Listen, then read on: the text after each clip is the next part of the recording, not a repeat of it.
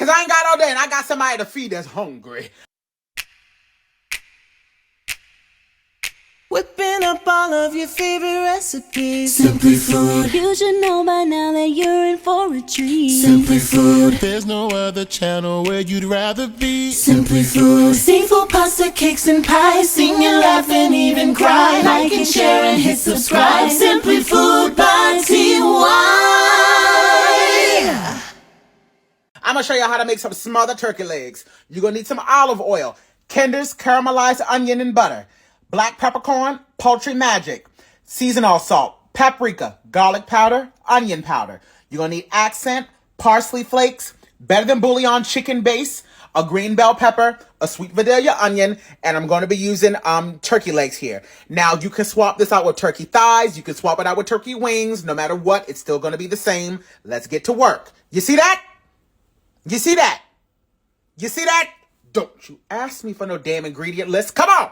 All right, now after you've gone and washed off your turkey legs, I want you to take a really nice sharp knife and I want you to just do some, look how I cut in there like butter. You're going to do some slits right across the top, just like that. All right, 1, 2, and on the thick side, you do 3. 1, 2, 3. This is going to help make sure that the seasonings and that gravy later on down the line gets in there and everything kind of penetrates through. All right, so as you can see, we got the slits in there. I'm going to throw them in here. Now let's go on ahead and get up these veggies and everything nicely chopped up.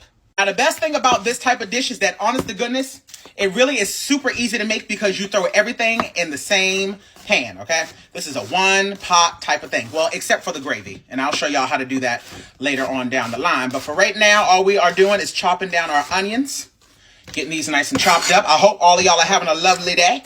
I hope you've had some business of your own to mind and not everybody else's. I know how that goes. All right, throw your onions right inside your pan here on top of the turkey legs. All right, throw those bad boys in. Now we're going to go on ahead, chop down our pepper as well.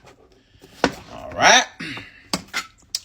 Get these nice and sliced. We're going to do this real quick. These are going to bake in the oven at 350 degrees. I will let you guys know exactly how long it took. Now, I will say the only thing that will make this different as far as cooking goes is if you're using turkey legs versus turkey thighs, of course, because certain cuts of meat are a little bit thicker. But at the end of the day, it's probably, for the most part, still going to cook at minimum about 2-3 hours because I like mine to be fall apart because I want it to be smothered in gravy, you know, so that's just how I like mine, honey. All right, so now that I got everything in this pot just like that, I'm going to go in with about a tablespoon of olive oil. I'm then going to go in with a little bit of seasonal salt. Now, I'm not going to go too heavy with the salt on the meat itself, simply because I will be making a gravy and I don't want it to be overly salted. So just make sure you keep that in mind as you're seasoning, okay? I'm going to go in with a little bit of accent. I'm going to go in with the Chef Poultry Magic. And to be honest, you'll have a really good idea of how salty this is going to be because this is what we're going to do. Once we get this nicely seasoned up, we're going to wrap it up in aluminum foil. It's going to create its own juice. You do not need to add any water to this at all. All of the water that is going to collect into this is going to turn into what? A stock. That is going to be what we're going to use to make our gravy. You understand what I'm saying? So we'll get a pretty good idea of how salty this is, and then that way we'll be able to gauge how much seasoning we need to add to the flour mixture later on. I'm going in with onion powder right now, okay? You can be heavy-handed with the onion powder because that does not have any salt. Then I'm going to go in with a little bit of garlic powder. Don't be too heavy-handed with the garlic powder though, okay? Alrighty. Then I'm going to go in with some paprika because black people, we add paprika to every damn thing, okay? It don't add not near a bit of flavor, at least not regular paprika.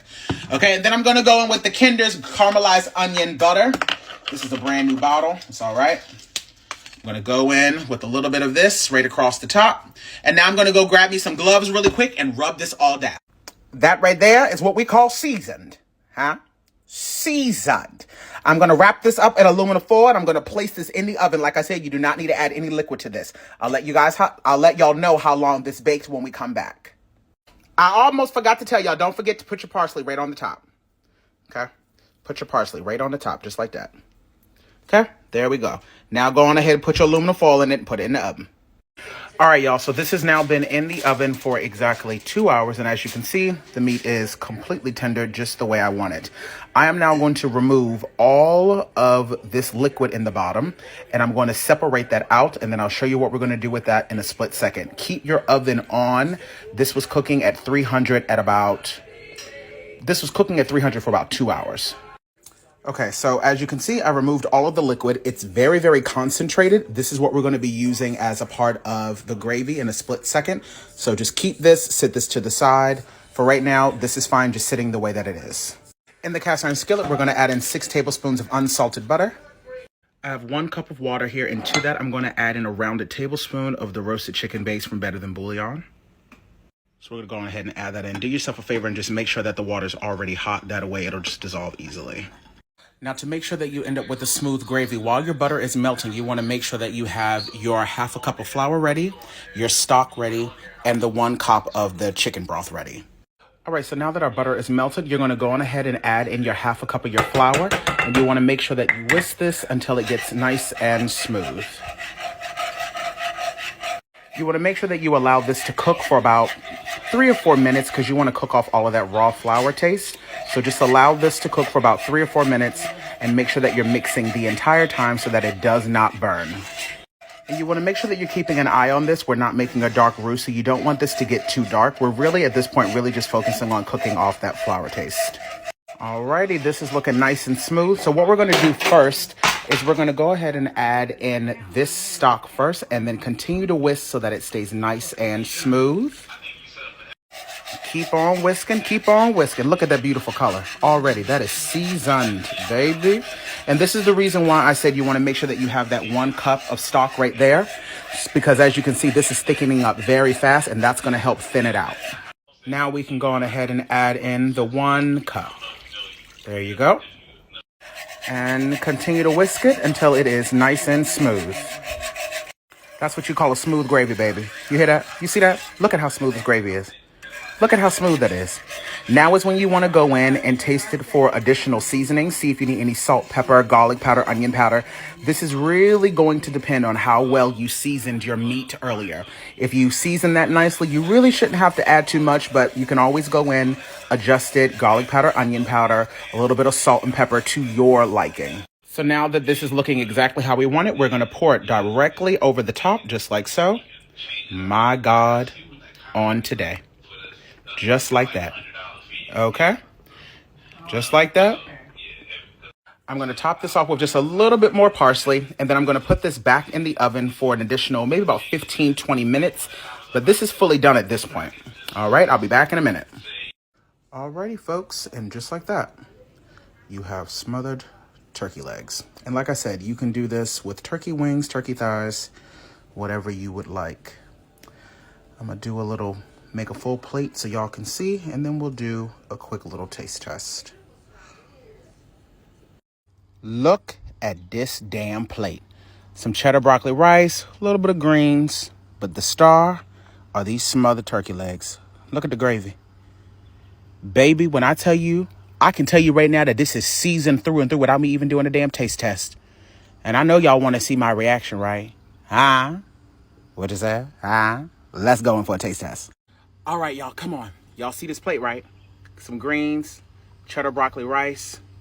But look at that. Look at that. My God. Now, I want y'all to pay close attention. Watch how tender this is. You ready? Ready? Look at that. Look at that. Look how that just came apart. Look at that. My God, it is literally falling apart. It is literally falling apart. I can't even keep it on the fork. All right, here we go. First bite.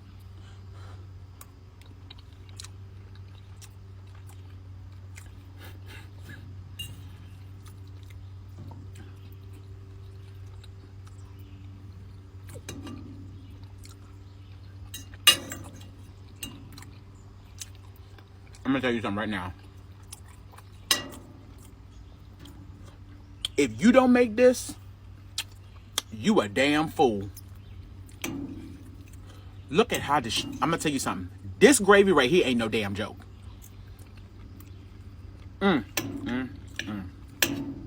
The gravy Oh my God, it's just so buttery and seasoned through and through.